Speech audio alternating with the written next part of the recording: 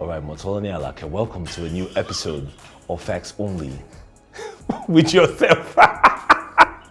Yo, so It is what it is. so we're talking about listening parties today. Yes, sir. I want you to know that your opinions today, no matter how valid they are, do not matter to me. I have my personal views of listening parties. But let's get into listening parties. So what we're basically trying to establish today is if listening parties are still necessary in Nigerian music. Yeah. So let's start with the basics. Why do listening parties happen? What's the purpose of listening parties? If you look across the history of music, you made a point the other time about release parties as well. Yeah. Basically, they have been abridged over the past few years, especially with the era of digitization and so on and so on. Yeah. But traditionally, a listening party was meant to be this high society thing, this big thing. So you're looking at soft sale magazines, you're looking at newspapers, you're looking at photographers, some of these things that could be part of a rollout, could set the tone and create buzz around something. Yeah. Remember that the era where we were used to this, in newspapers, you have the lifestyle and the sections. Yeah. And if you had, maybe someone had a listening party somewhere, you will go, it builds expectation and some form of, it gives class to the idea of what they're doing. You will not even get comments from the people. You get people that were there. Maybe you see somebody and their husband. They will say, "Oh man, this album is the best thing ever." Exactly all those things. That was why listening parties became a thing, and it was also because distributing the music and getting everybody in one place was much harder at the time. We didn't have Zoom, we didn't have Google Meet, we didn't have Clubhouse. We didn't have Twitter Spaces. Yeah. It was just about getting people physically in a room. And the style of which music was distributed at the time, some people are doing it now. Shout out to some OGs that are bringing it back. Yeah. So they will call a bunch of media people, trusted industry people, to get their opinion. So if the consensus was that the music was ready, they will release it. Yeah. They will distribute it to some of these people. They will go listen to the music individually so that they will be prepared for a review. Sometimes they also send the music to them. Yeah. Right? And there were times where like the music, it was just about, oh, we are here, publicity, the good looks, and then for the appropriate people to buy into the idea of the music. There's something, it's a psychological thing, it's like advertisement, right? Most people might not want to come to a listening party and then go talk smack about the album. Yeah. Right? So after you don't chop the small chops, and the platter. and the Jameson. Come on. It's a dope album. Yeah. There's no dispensation. No such thing. One government. Oh, that God. Oh God. Oh my God. So it was very, very hard for those things to so it was a psychological thing. It's like establishing relationships. Yeah. So like the right people and everybody. But over the past few years, it sort of evolved, for lack of a better word. That you begin to question the necessity of what people are doing. And especially when people that don't have resources to do listening parties are trying to do listening parties just because listening parties that, when you look at the idea of it, they're not even doing it properly enough for it to have. They're not doing it properly enough for it to have the type of personality that they want for it, the type of idea or the grandiosity that they want for it to be able to be part of setting the tone for the album or for the reception of the album. They are not doing any of those things, right? So it then feels like a giant waste of time, a giant waste of resources, and a giant waste of effort. Right. That's what it feels like sometimes. Sometimes it works.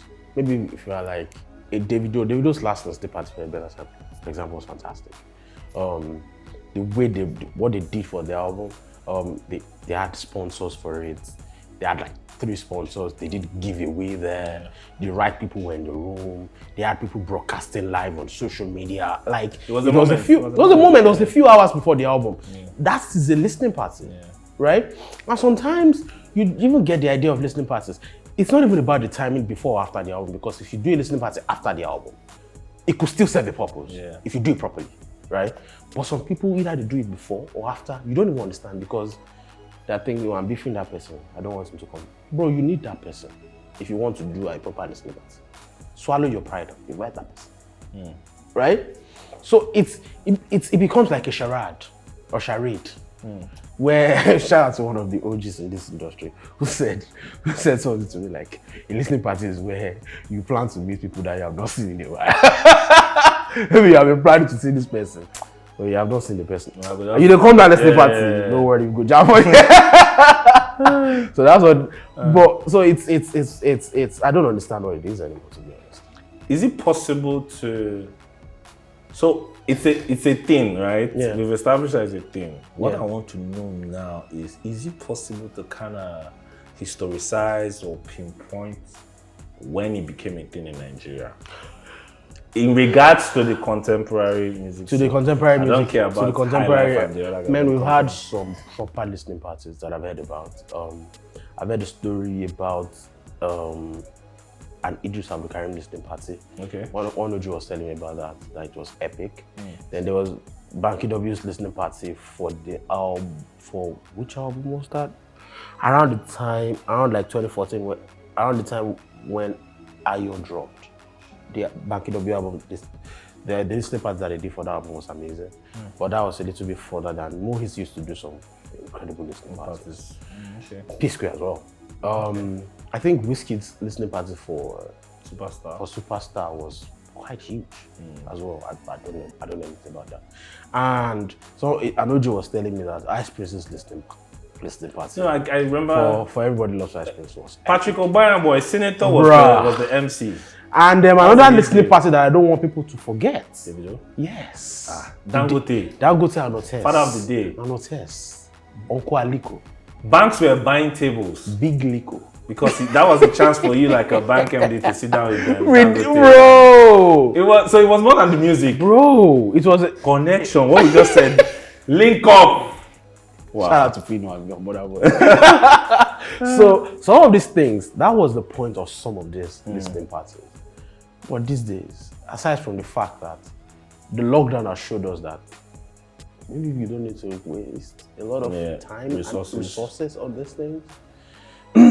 It was also because even before the lockdown, and even after lockdown, some people are still doing it, but ask, what is the purpose of this listening party? That's like, a lot of people don't seem to have a purpose for it. It seems like maybe when a footballer is about to go out and play football, he sees that maybe people are drinking water. You are not asking, why are you drinking that water? You just want to do it.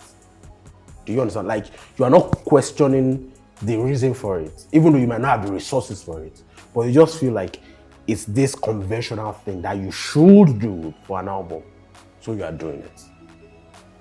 That's what it feels like sometimes these days, and I really don't understand it. I don't get it.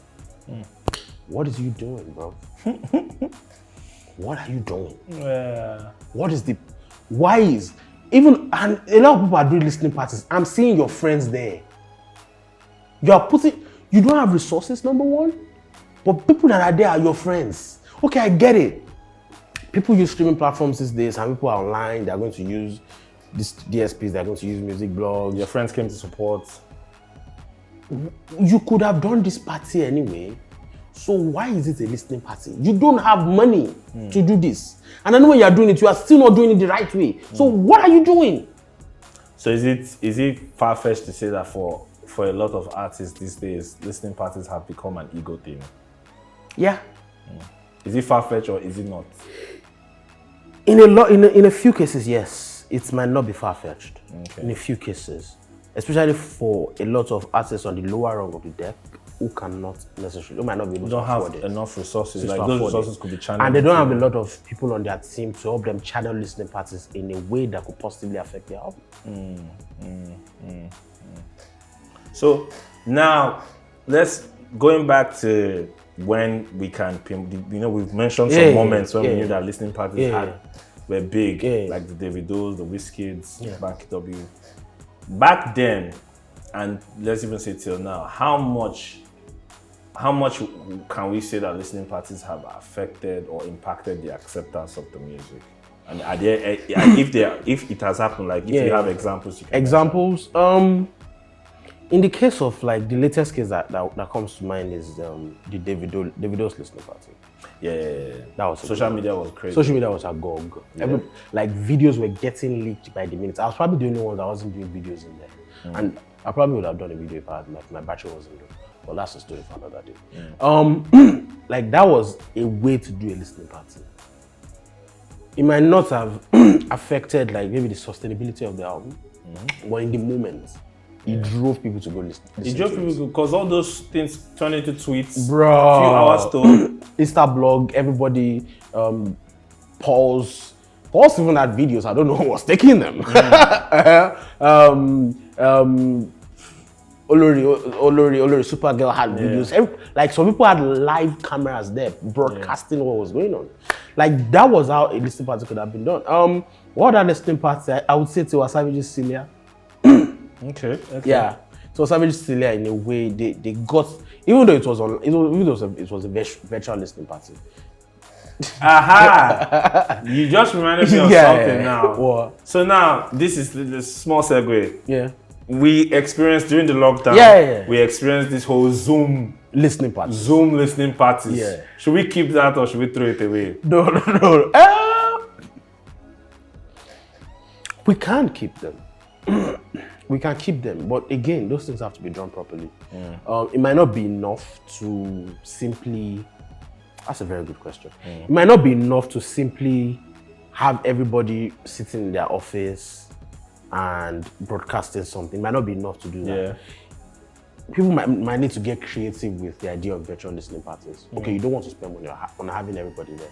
Okay, have like an office gathering and have separate cameras that are broadcasting those things. Okay. Onto maybe Zoom or Google Meet or whatever. Right? And make sure that you reach as many mediums as possible. So maybe someone is helping you broadcast the thing live on IG. Okay. Maybe that's a very good question. Maybe you are broadcasting the audio or maybe a Clubhouse channel or Twitter Spaces channel.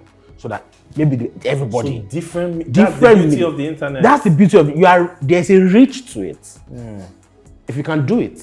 And then maybe you are posting live pictures from the intimate session. You are posting it maybe on a page. Maybe you have created a dedicated page. Or maybe on like the record labels page. You are posting the listening party. Whoever is watching, this is too good an idea. I think there has to be a way to do it because it feels like people are just doing it randomly. Because it feels like it doesn't have a direction or an idea. So find a way to do it. So now my next question is, we have already answered it in a way. Yeah. How much has the internet changed the culture of listening parties? You just mentioned a way it can change. It can. Yeah. It's sort of abridged it, especially the lockdown showed us a lot. Yeah, because we couldn't even move. The lockdown was the moment that made a lot of people realize that, whoa, has this thing been a waste of money? For some people, it has not been a waste of money. For example, we attended Aramide's listening party. That was not a waste of effort. Yeah, it was not. It was not. Like, to reintegrate someone back into like the music space and the way they made it happen. They had the right people. Exactly. There. Yeah. That made a lot of sense, right? Some people can, if it's not good, if you can make it to not be a waste of money, a waste of time and effort, then do it. But the internet has sort of, even the way people, the type of people that people are inviting there, the internet has sort of affected that, because I was talking about the streaming platforms the other time. Yeah. Maybe before you get there, you have sent them SoundCloud privately for them to listen to the album. So some people that you have even invited don't even have they don't feel upbeat to come to the listening parties, because they are like, I don't hear the music. Yeah, there's no element of surprise. There's no element of surprise. So maybe you're just doing that to drink and meet certain people and party and whatever and take platter. Platters are very important. Very important. And take platters, all of these things, right?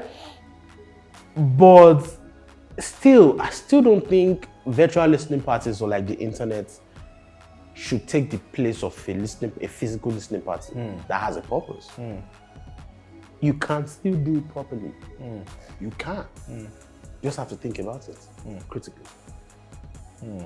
What do you think about, like having physical listening parties? Yeah.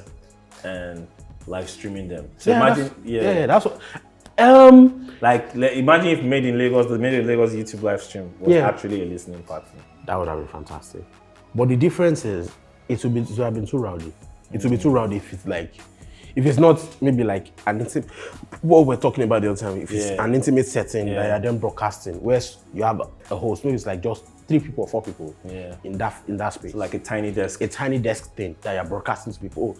So what does everybody think about that? Then maybe someone comes on to the screen and the person talks about, this is what I feel, that's what I feel, this is what I feel, that's what I feel. And then you find a way to refine that. But if it's going to be like a place where you're inviting a lot of people, then broadcasting, with the Davido thing, it worked because it was snippets. So we were doing the live thing, right, to just enjoy the experience. But most people can't be as organized as that. Because I've attended a lot of listening parties that don't make any sense. Shout out to everybody. Shout out to everybody. You and I have attended some that were, what are you guys doing? So find a way to refine the idea of listening parties. But in the overall sense of like listening parties, I would just find a purpose for it. If you can find a purpose for it, it can work, and that's factually. So my next question is rather personal, because I have issues with it. You know, what is the purpose?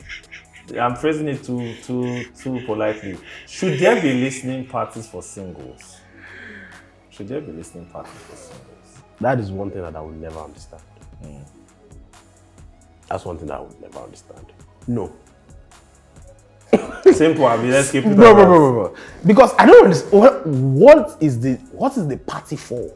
I mean, if you have money to blow, or if you have a sponsor that is taking the weight off you, and you want to, but it's one record, one that might not work. Why are you not putting that money behind promo on TikTok or any other thing? I don't understand. Why are you not using it to buy something to go and give some people that can actually influence your music? Probably still owing the producer. Shout out to everybody. Oh, God. No, you are probably still owing. You are not even giving your songwriters credit. Oh, but you are hosting a listening party for one single. I would never understand that. Especially the physical ones where you're inviting everybody. Bro, what are you doing? You guys need to rethink, and then everybody needs to also rethink the idea of certain listening parties.